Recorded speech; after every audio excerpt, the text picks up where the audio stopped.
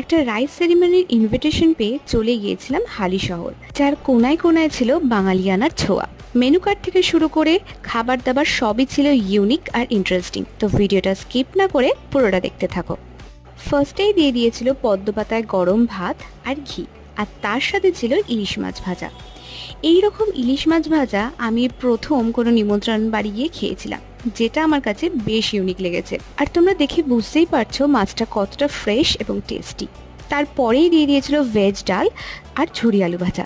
সত্যি বলতে এই ভাত, ডাল, আলু ভাজা আর ইলিশ মাছের কম্বিনেশনটা জাস্ট অমৃত লাগছিল। পেটুক বাঙালির আর কি চাই। তারপরে দিয়ে দিয়েছিল গন্ধরাজ ভেটকি। এটা নিয়ে জাস্ট কোনো কথা হবে না। আর তারপরেই চলে আসে আলু দিয়ে মাটন কষা, যেটা ছিল আজকের শো স্টপার। আর এটা খেতেও দুর্দান্ত হয়েছিল। ভিডিওটা ভালো লেগে থাকলে ভিডিওটাকে লাইক করে দিও, চ্যানেলটাকে সাবস্ক্রাইব করে দিও। Till then, by.